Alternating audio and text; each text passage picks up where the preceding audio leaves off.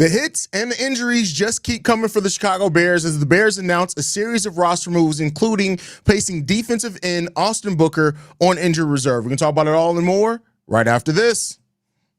You are now tuned in to Chicago Bears Central, your number one place for all Chicago Bears news and content.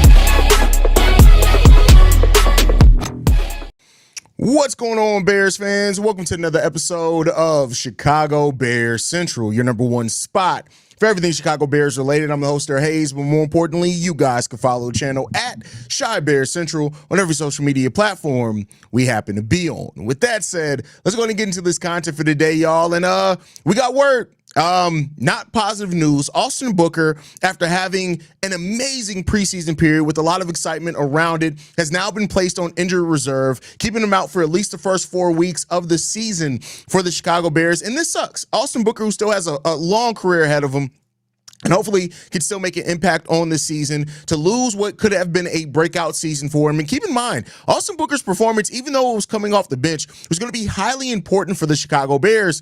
And now that you lose that production, it means that we're going to have to double down on Daniel Hardy being the depth piece there for the Chicago Bears, and hope that Dayo Odeyingbo, as well as Daniel Hardy, can just continue to play solidly and provide enough pressure on that opposite side of Montez Sweat, as well as the interior defensive line. This really sucks for a player that was going into his second season that looks so much better and so much improved than what he was last season, to now go through this and to be in a point where, you know, now his season's just going to start off a little bit behind the 8 ball. We've talked a lot about how important it is for the Chicago Bears to be able to get off to a solid start with this season. With how difficult the Bears schedule is, a slow start is going to be so tough for the Bears to weather. And not to say that losing Austin Booker is going to be the end-all, be-all on the Bears potentially having a rough start to the season. No, it's not going to be that. But it is going to be something that, you know, you want as much depth as possible. And Dennis Allen's system really is built on that depth and throwing different looks at teams. Now, it makes more sense why the Bears did keep Dominique Robinson, even though, I know, I'm not overly confident about Dominique Robinson, but it is something that, you know, it provides a little bit more of a safety net for the Chicago Bears. With Austin Booker being out again, at least the first 4 weeks of the season, is Austin Booker going to miss. And this is a kick in the nuts for the Chicago Bears, man. A lot of Bears fans really felt so good about how Austin Booker played and had a big sign of confidence, so much so that there were a segment of Bears fandom that looked at it and said, well, heck, if we don't go after some of these big names at defensive end, it gives us a year to really look at Austin Booker and to see, is he on that trajectory to be able to take over that starting spot? And if he is, we don't have to spend money on making a big move or draft capital on a big move. It really sucks. It really does suck that this is the place that it's come to already at the start of the season. But it's not all doom and gloom, right? Austin Booker, the flashes that he showed are still the flashes that he showed. And, you know, that's something to feel good on. And, you know, yeah, getting off to injury can slow the start of your season. But those things that we saw from Austin Booker, if legitimate, is going to be a big, you know, they're still going to be there when he does come back. So it is what it is. And I think that overall it's gonna be something that the Bears can weather the storm from. We got Bobby coming in the building. Let me get me off the screen. What's going on, Bobby? What up, brother? How you feeling, bro? All right, man. What about the Austin Booker news? How you feeling about the Booker news? I had to shoo a kid away. You know. I feel you.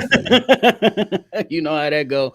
But man, I think that it's unfortunate, bro. I thought that he had a really strong preseason, and I was ready for him to come out and make some noise. I believe that he was going to work his way up to some valuable playing time. It's unfortunate, but injuries happen, and it still stands the same for me, bro. No excuses. Everybody's going to have somebody that goes down. There's a number of teams around the league that have players on IR. It's not a long-term thing, so that's a good thing. But the guys on the football field still got to get it done. It still comes down to the offense. It still comes down to the guys that's out there to execute and play tough football, because we need wins. So it's no excuses. It's unfortunate, but the standard is still the same. The standard is still the same. Next man up mentality has to be something that we got to lean on and stop making excuses for ourselves. And the benefit too about the thing is that being placed on the IR, the Bears have a bye week in week 5. So even being placed on the IR technically gives you 5 weeks, 6 technically, because we're still a week from the start of the season to go ahead and get back healthy. So that's a lot of time for Austin Booker to get back on the field. That leaves 13 games when he comes back that he can still make a huge impact in. So, but yeah, you're right. Next man up mentality. I mean, you kept Dominique Robinson clearly for a reason. Daniel Hardy showed flashes in the last 2 preseason. It's time to put that together. And Dio, we brought you in here to be the opposite starter. So you better be showing to, like, the expectation doesn't change for the guys that are still here. It does suck to not see somebody develop that we all wanted to see develop, but we got more than enough time left with Austin Booker. I agree with that, man. And you brought up a great point. That bye week is in there. It's definitely something that's going to be necessary. In those 4 weeks, you get to evaluate how you've been playing. That early bye week is probably a good thing for this young team right now, especially because you're going to play different teams that play a different style each and every week. You're even going to have some divisional opponents placed up in there as a matchup. So I look at those as good learning opportunities. And then we go into that bye week. Hopefully you got everybody ready to go, and Austin Booker is ready to return and actually show us what he's made of in this year coming up, because you still got a lot of time after those first 4 weeks. Absolutely. Now, with this move does come some other moves as well. The Bears have now re-signed long snapper Scott Daly and wide receiver Devin Duvernay to the active roster. These are guys that we thought were going to come back at some point. The Bears just released them yesterday. They also released linebacker Carl Jones to make that other roster spot. I pretty much know how you feel, but how do you feel about Scott Daly and Devin Duvernay coming back? We already knew it was something that was coming. It then, bro. Yeah, you crazy. and Steve-O clearly said it yesterday when y'all was live. And I was just listening to it, just laughing like, yeah, we know that they're going to be back. So it's no surprise. Again, man, we getting ready and we gearing up for next week. I can't wait. Well, the following week. But we get a holiday week up in there, and then it's gonna be a lot of fun, man. Hey, moves can still be made, y'all. Moves can still be made. I'm pretty sure they're gonna be moving things around all the way up probably until the middle of practice of game week. So absolutely, I'm expecting that for sure. And it looks like they've also made moves to the practice squad. So the Bears have signed Nikola Kalinick, that's a tight end, and defensive back Dante Manning and Javarius, that's a weird way to spell that, Owens, and they've released Luke Eklund, the long snapper, Mekhi Gardner, the defensive back from the practice squad as well. Now, outside of the roster moves, Ben Johnson did say something about the starting left tackle, Bobby, that we're going to get into, but guess what? First, we got to play the ad from DraftKings.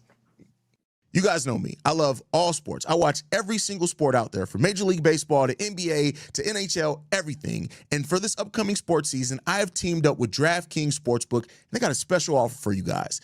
New customers can bet $5 and get $300 instantly in bonus bets. That's $300 instantly in bonus bets. All you got to do is use my code. That's Bear Central. You're on the channel right now watching this, so you know the name of the channel. Just type in Bear Central using that promo code. They get you $300 instantly in bonus bets. Love the thrill of live betting? DraftKings has you covered. Bet on live in-game progress games right as they happen. And if sports betting isn't even available in your state, don't worry. You can still join in on all the fun with DraftKings Daily Fantasy Sports and have a shot to win cash prizes. They make it so easy on you guys. I don't know what else to say. All you got to do is go over to DraftKings, use the code Bear Central, and they got you guys covered. Tell them Hayes sent you.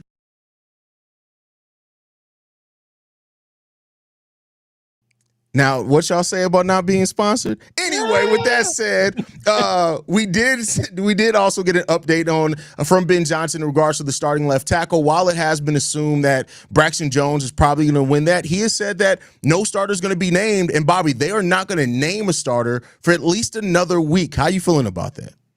Hey, I wanted it to be done earlier, but again, like I've been saying all offseason, I'm going to put my trust in his coaching staff.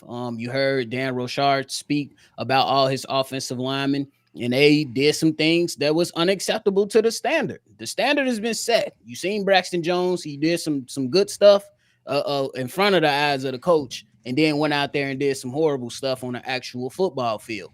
Last week versus the Kansas City Chiefs, he looked a little bit better. Still feel like he needs to be more consistent in that regard, but they've talked about it. It seems like that Ozzie Trapillo kind of hit a rookie wall, is what Ryan Poles put out there for everybody to talk about and see.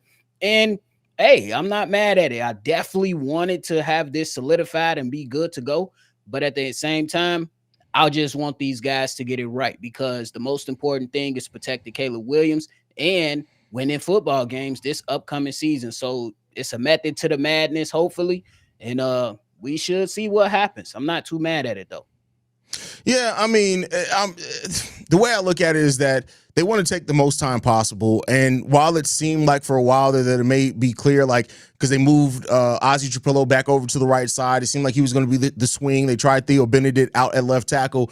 To me, this means that it's not the strongest vote of confidence in Braxton Jones, which means that even if he is named as the starting left tackle, it doesn't necessarily mean he's going to stay at the starting left tackle. Some of those problems we've seen from Braxton over the season continue to go on. So Braxton got to be on his P's and Q's. And for what it's worth, like Ben Johnson did say that about the whole roster, that they're not ready to name starters technically at any position yet. I know that he was asked specifically about the left tackle, and that was kind of one of those political answers. But, I think everybody has their own case for it to be made. As much as, I'm not the highest on Braxton Jones, there are some things that Braxton does do well. He doesn't do everything terribly. And maybe they're hoping that with the improvement with the veterans on the interior line, that it helps Braxton improve. But I don't know about you, Bobby. What I saw through preseason, that bull rush is still a problem. And as long as that's a problem, there's a cap on the ceiling to me, as long as that's the thing. And I think that's a valid point, because you see moments to where Braxton Jones, he looked like he has the potential, the tools to be like one of the best left tackles in the league. It's just that we have not seen him put it all together. It's the same stuff every single year with Braxton Jones. We know that he's a monster in the run game, but guess what, brother? You got to throw the football down the field as well. And that's one of the things that hurt him. But Hayes, I like this from Ben Johnson, and this is why. I listened to Sean McVay, the coach of the Rams, and he had Jonah Jackson on his team. Well-known guy, well-respected around the league, veteran guard. Mm-hmm. Jonah Jackson goes down. They insert a rookie. The rookie looks really, really good. Jonah Jackson gets healthy. Sean McVay says, I'm sorry, bud. This is the guy I want to roll with for the foreseeable future. So I'm looking at Ben Johnson kind of like in that regard and saying, Ben Johnson, he put it out there already that if we got to make a change, we're making a change. I look at Ben Johnson with a sense of respect, because it's saying to me that I'm not going to be satisfied just because you've been here. We're going to do what's best for the team. And I think that's the mentality we should be, going with moving forward. It doesn't matter who you like. It doesn't matter who's been here the longest. We need to win football games because the standard needs to be different. Yeah, I mean, and that's period. And that's what really this new coaching staff is coming in, is setting a standard of how you need to play, how you need to perform, how you need to practice, right? How many times early in this do we hear practice stopping because of pre-snap things? So it is a wind of change. And so even though I know a lot of people did not want to see Braxton Jones stay on the starter, if he is, I believe that this, and I said this about Dominique, I'll say it about Dan. I trust Dan Rouchard. If that's who they're rolling with Braxton right now, I'm going to roll with it. I'm going to trust it. But I also think that this is the coaching staff that they ain't going to keep him starting if he's not doing what he needs to do. Right. And they will try out Theo Benedict. They will try out Ozzie Trapillo. They'll do whoever's bringing what they need and they expect. They have no problem rotating those guys out. So if Braxton is named as the initial starter, it's only an initial vote of confidence. It does not mean that you're the starter into perpetuity. This ain't Matt Eberflus. When you're the named starter, you stay the starter unless you get injured. Right. They're gonna have a different standard here. So we'll see how they live up to that. That's why I respect them. I just hope that, if that time comes and he's getting whooped and maybe in a Minnesota game, maybe in another game, they seriously evaluate that. But I think, honestly, Hayes, the evaluation period might come during that bye week. How did he look the first 4 weeks? And then you'd be like, okay, and going to the bye week, we're gonna make a change at left tackle, let one of the younger guys get ramped up, and we're going to move forward that way. So I think Braxton Jones got about a good 4 weeks to really solidify himself as that starter. And that may be the evaluation period for everybody, right? Like they may use that bye week because it is still early enough in the season to reconfigure a lot of things if they need. Well, I don't think they're going to reconfigure half the roster, but to make the adjustments that they feel like they need to make at that point before you get to the halfway mark of the season. And it may be too much at that point. So there you go. I agree with that, bro. 100%. So anything left, Bob, before we get up out of here? If y'all listen to the national media, the shit is hilarious. So y'all just make sure y'all keep a cool booty, as Kendrick Perkins said. Keep a cool booty, because these people will drive you nuts. Bro, just laugh at it and keep it pushing. We don't know what's going to happen until the games are played. Let's wait until we see the games being played, man. Yeah, the national media. You know what? It's funny enough. I know it's a different sport. The owner of the Suns, Matt Ishbia, came out because the Suns were predicted as the team by experts to take the biggest step back, which makes sense. But he came out and said, "Wait a second, ain't y'all the same experts that predicted us to be an NBA Finals contender the last 2 years? You know you got to be bad when you y'all thought we were going to be good and we sucked. Now y'all think we're going to suck? Who knows? Like that's just how it goes with national media, bro. You never know what's going to happen. But we appreciate y'all for sticking out with us, man. Make sure y'all go and use that code Bear Central over at DraftKings if you're going to do your bets. This first ad read just for these next 3 episodes, I had to submit a new one because I didn't know they was going to blur up my stuff like they did. But, you know, it is what it is. We'll record it on the other side of the studio with no logos. But we appreciate y'all for tuning in. Make sure you guys are following us at Shy Bear Central. You can send us any feedback, questions, comments, concerns, ChicagoBearCentral@gmail.com. Lastly, if you want to leave a text message and our voicemail for the mailbag, 773-242-9336. We the number one spot for everything Chicago Bears related. Huh? You get the super chat? Oh, no, we had a super chat? Yeah. I even pinned it, so I knew we had a super chat. It's almost here. Let's go, FGB. You already know it's FGB all day long, man. But that's the best way to ride out.